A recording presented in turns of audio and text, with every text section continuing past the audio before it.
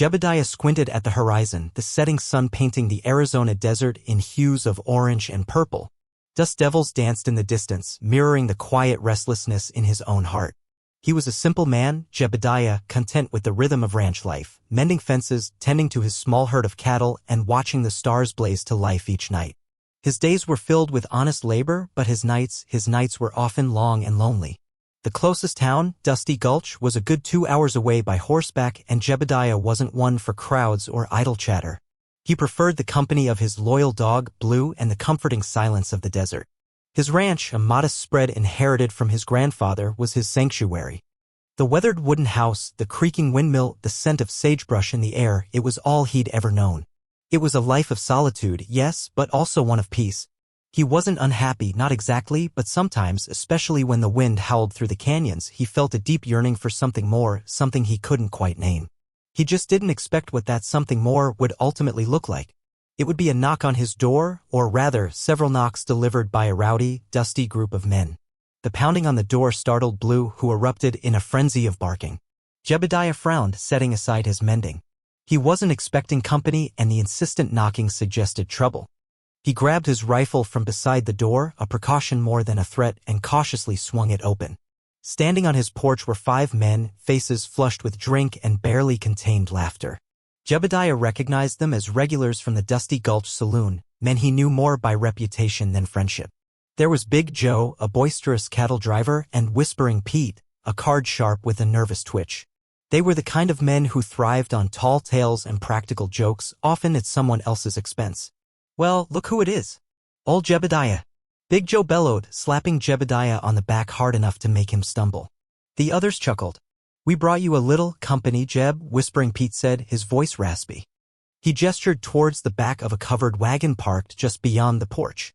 "A gift, you might say." Jebediah's unease deepened.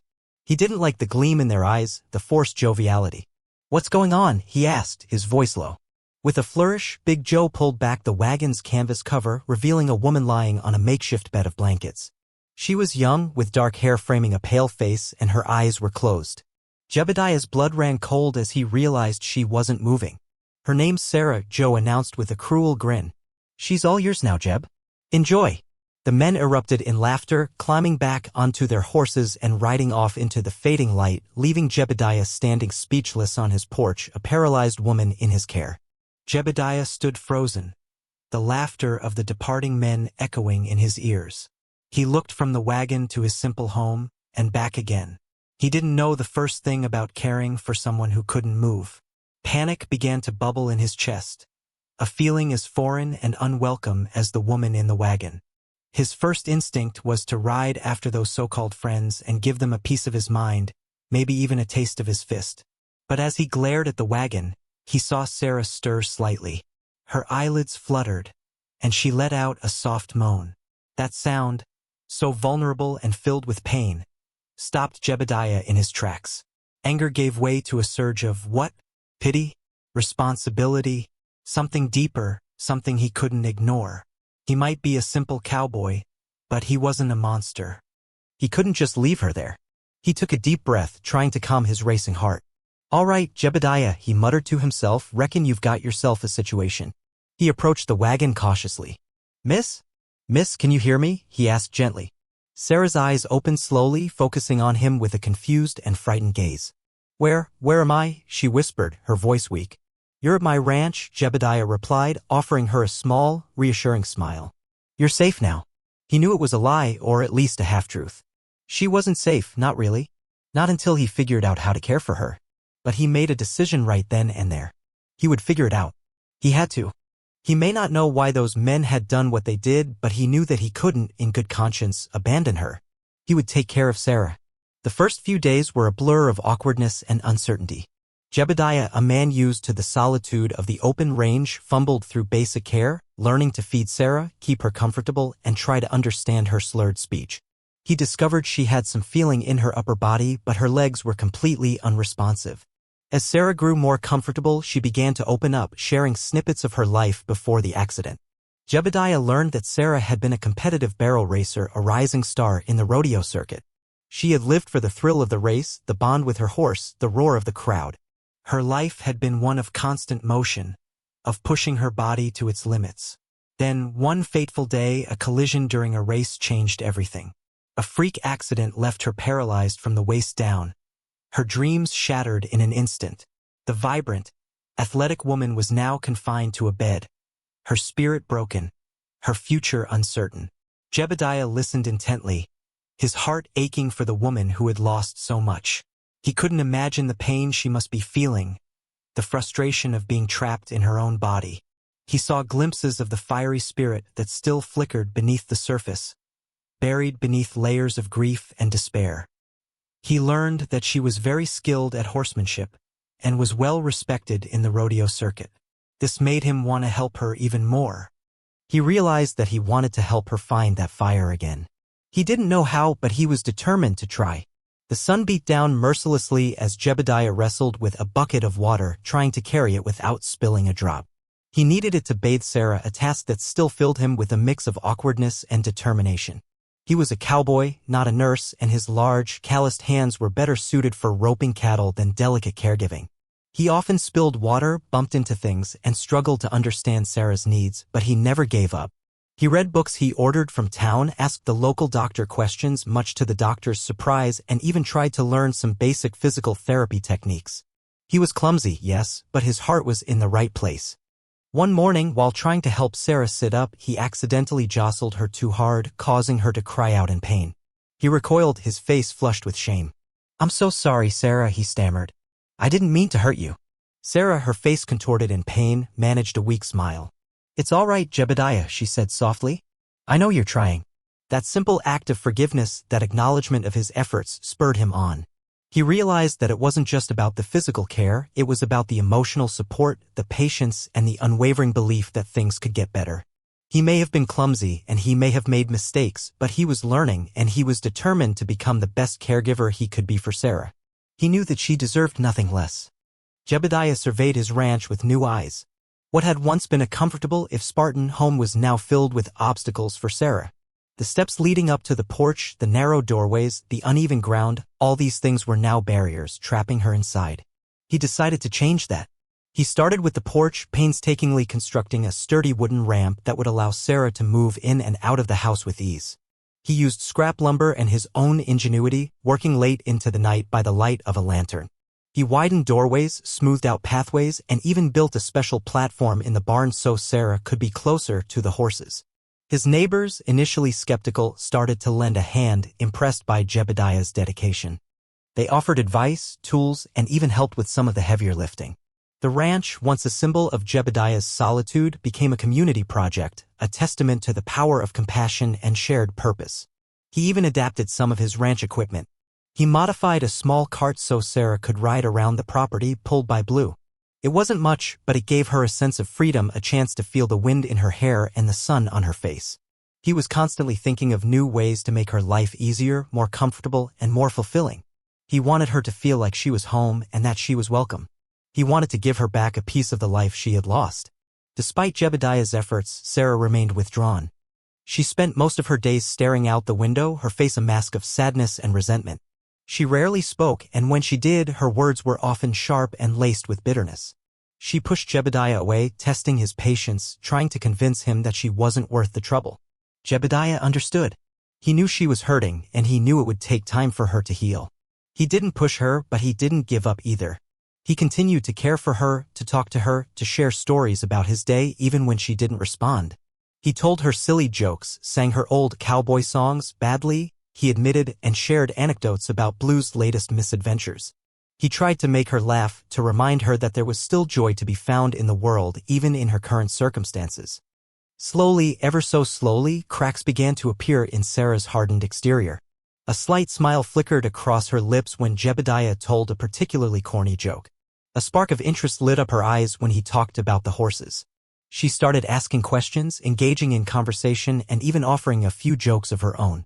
Jebediah's gentle humor and unwavering patience were like sunshine on a frozen landscape, gradually thawing the ice around her heart. He wasn't trying to fix her, he was simply offering her his friendship, his support, and his unwavering belief in her strength. He was showing her that she was still Sarah, the vibrant, intelligent woman he had come to know, and that she was still capable of finding happiness. One afternoon, Jebediah was tending to the horses in the corral when he noticed Sarah watching him from the porch. Her gaze was fixed on a particularly spirited mare named Belle, her eyes filled with a longing that tugged at Jebediah's heart. He wheeled Belle over to the fence, and as she approached, Sarah reached out a trembling hand to stroke her velvety nose. A genuine smile spread across Sarah's face, the first truly happy expression Jebediah had seen since she arrived. That moment sparked an idea in Jebediah's mind. He knew how much Sarah loved horses, how central they had been to her life. He couldn't bring back her ability to ride as she once did, but maybe, just maybe, he could find a way for her to reconnect with these magnificent animals. He started by bringing Belle closer to the house, letting Sarah brush her coat and feed her treats. He built a small ramp up to the barn so Sarah could spend time with the horses in their stalls, feeling their warmth and hearing their gentle snorts. He noticed that Sarah's mood improved dramatically whenever she was around the horses. Her eyes sparkled, her voice became stronger, and she seemed to forget, at least for a little while, the pain and limitations of her body. Jebediah realized that the horses weren't just animals to Sarah, they were her therapy, her connection to the life she had loved, and a source of hope for the future. He knew that somehow he had to get her back in the saddle. Jebediah spent weeks in his workshop, tinkering and experimenting. He pored over sketches, consulted with blacksmiths, and even sought advice from a retired engineer in Dusty Gulch. He was determined to find a way to get Sarah back on a horse safely and securely. His solution was a specially designed saddle equipped with supportive straps and a high back to provide Sarah with the stability she needed. He reinforced the saddle with sturdy metal bars and added extra padding for comfort. He also built a ramp system that would allow Sarah to mount Belle from her wheelchair. The ramp was wide and gently sloped, leading up to a platform level with Belle's back. With Jebediah's help, Sarah could transfer from her wheelchair onto the platform and then carefully slide onto the specially designed saddle. Safety was paramount. Jebediah installed a series of safety harnesses and straps to ensure Sarah was securely fastened to the saddle. He also trained Belle to stand perfectly still during the mounting process, rewarding her with treats and gentle praise.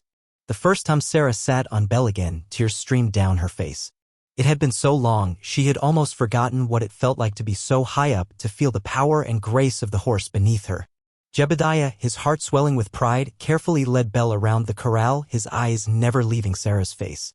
She was smiling, a radiant, joyful smile that lit up the entire ranch. She was riding again. With each ride, Sarah's spirit soared higher. The bitterness that had clouded her eyes began to dissipate, replaced by a newfound sense of purpose and joy. She was no longer defined by her limitations. She was a horsewoman again, a teacher, a mentor. She noticed Jebediah's awkward riding style and, with a twinkle in her eye, declared herself his riding instructor. "You sit too stiff, Jebediah," she'd say, her voice firm but gentle. "Relax your shoulders, feel the horse beneath you." She shared her vast knowledge of horsemanship, teaching him about balance, posture, and the subtle cues that connected rider and horse. She explained the importance of patience, consistency, and understanding the horse's individual personality. Jebediah, initially hesitant, proved to be a willing and eager student. He listened intently to Sarah's instructions, practicing diligently and absorbing every piece of advice she offered.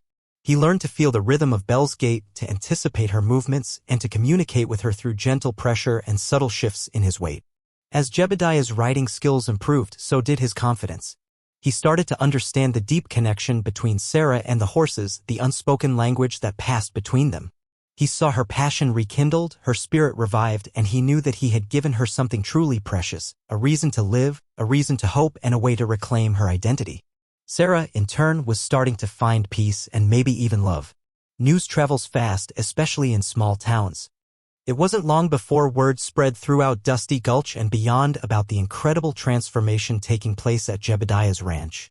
People whispered about the paralyzed woman who was riding again, about the cowboy who had defied all odds to make it possible.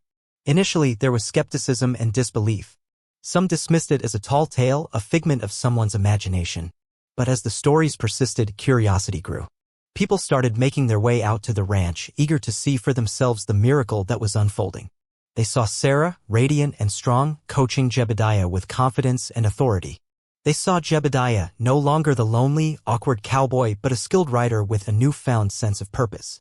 They saw the specially designed saddle and ramp system, a testament to Jebediah's ingenuity and unwavering dedication. The sight of Sarah riding Belle, her face alight with joy, was enough to silence the skeptics and inspire awe in even the most hardened hearts. The story of Sarah's recovery and Jebediah's devotion became a beacon of hope, a reminder that even in the face of adversity, anything is possible with courage, compassion, and a little bit of ingenuity. The town started to see Jebediah differently. He was no longer just old Jebediah, but a hero. Inspired by their progress and the encouragement of the community, Sarah and Jebediah decided to take their horsemanship to the next level.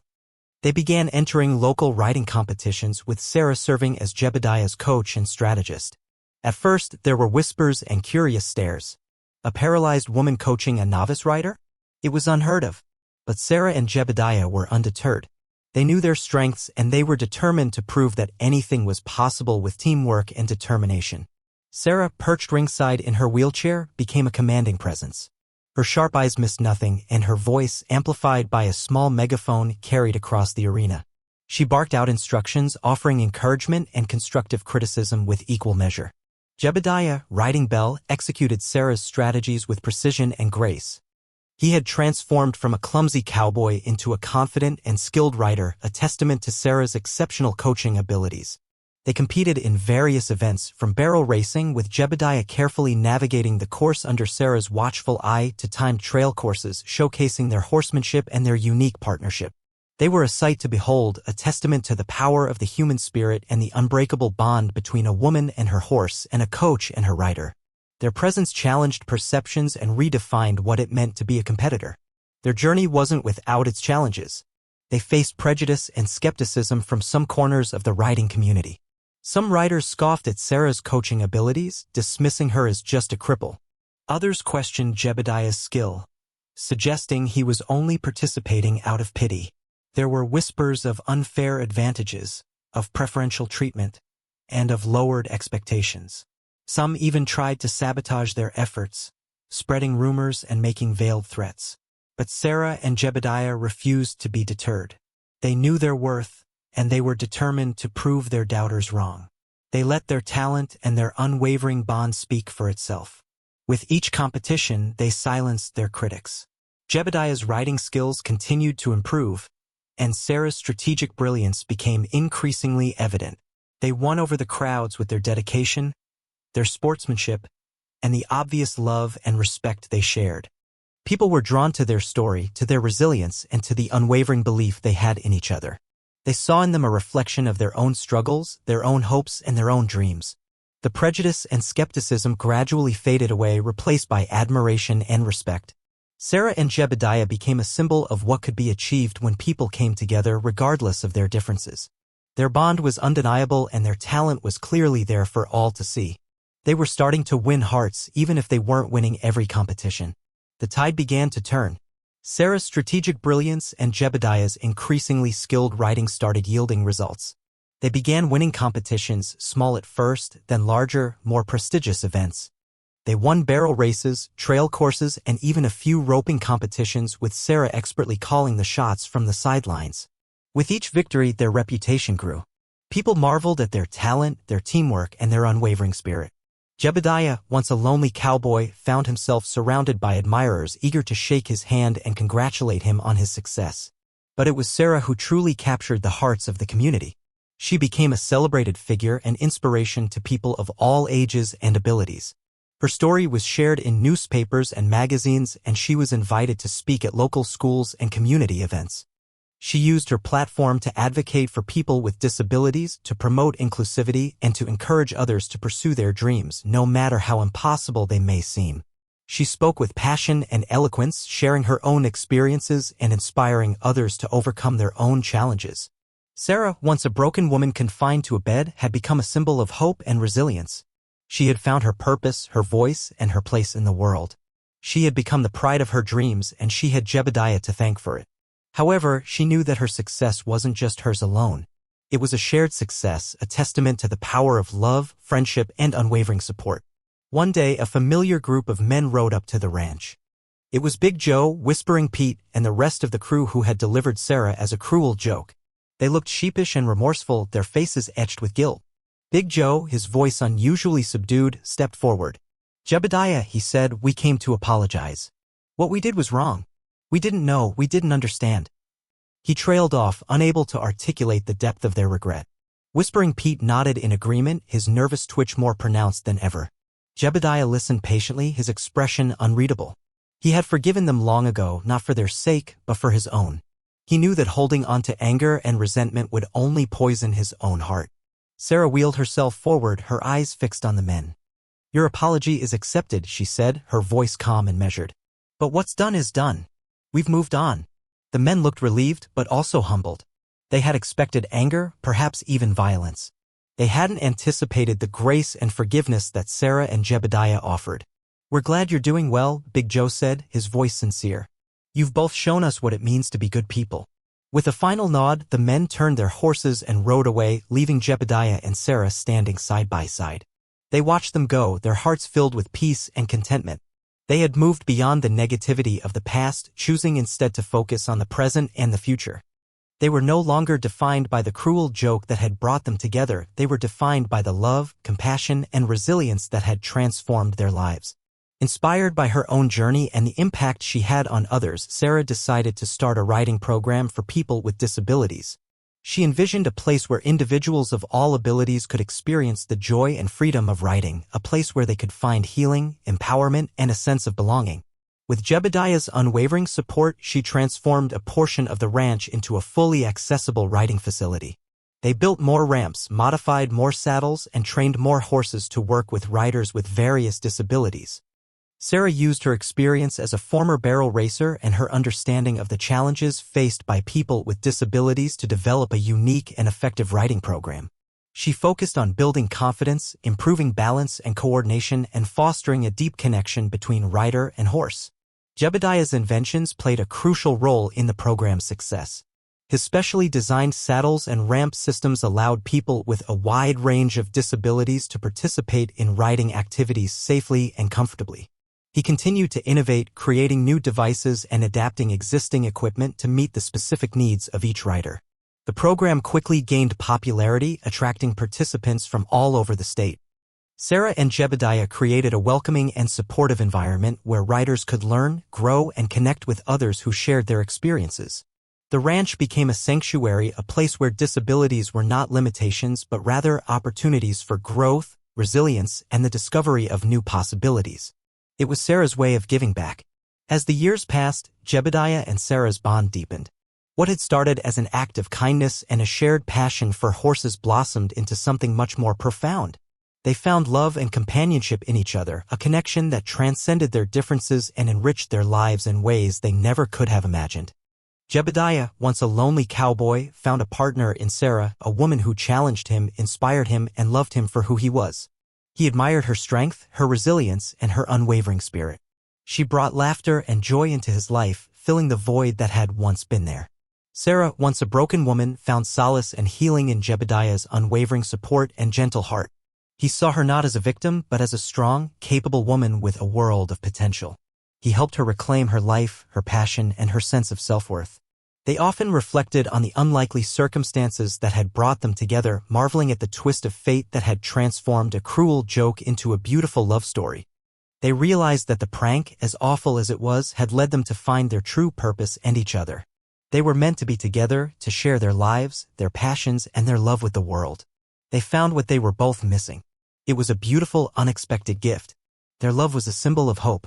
Jebediah's ranch, once a symbol of his solitary existence, had transformed into something far greater.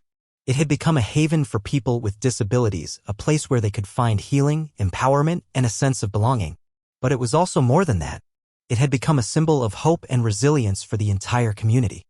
People from all walks of life were drawn to the ranch, inspired by Sarah and Jebediah's story and the positive energy that radiated from the place. They volunteered their time, donated money, and offered their support in any way they could. The ranch became a place where everyone was welcome, regardless of their abilities, their background, or their beliefs. It was a place where differences were celebrated, where kindness was valued, and where dreams could come true. Children with disabilities learned to ride horses, gaining confidence and independence. Veterans with PTSD found solace in the gentle companionship of the animals. Elderly people with mobility issues rediscovered their love of the outdoors. The ranch was a testament to the power of the human spirit, a reminder that even in the face of adversity, anything is possible with courage, compassion, and a little bit of ingenuity. It was a place where broken hearts could mend, where shattered dreams could be rebuilt, and where hope could blossom anew. Jebediah never imagined that his ranch could be a place of healing for so many. Sarah had turned it into a sanctuary. Their love had turned it into a home for anyone who needed it. The sun dipped below the horizon, painting the sky in fiery hues of orange, pink, and purple. Jebediah and Sarah sat side by side on the porch, hand in hand, watching the sunset over their thriving ranch. The air was filled with the sounds of happy laughter, the gentle whinnying of horses, and the comforting rhythm of ranch life. Children with disabilities rode confidently on horseback, their faces beaming with joy. Veterans shared stories around a crackling campfire, their hearts filled with peace. Elderly people strolled through the gardens, their spirits lifted by the beauty of nature. Jebediah looked at Sarah, his heart overflowing with love and gratitude. She was the most remarkable woman he had ever known, a beacon of hope and inspiration to everyone who crossed her path. He squeezed her hand, his eyes filled with admiration. Sarah smiled back at him, her eyes sparkling with love and contentment. She had found her purpose, her voice, and her place in the world. She had become the pride of her dreams, and she had Jebediah to thank for it. They sat in silence for a moment, savoring the beauty of the sunset and the joy of their shared life. They had overcome countless challenges, faced prejudice and skepticism, and transformed a cruel joke into a beautiful love story.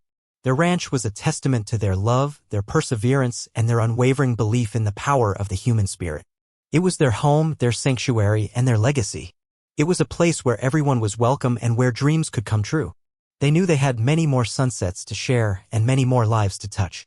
Their journey had just begun,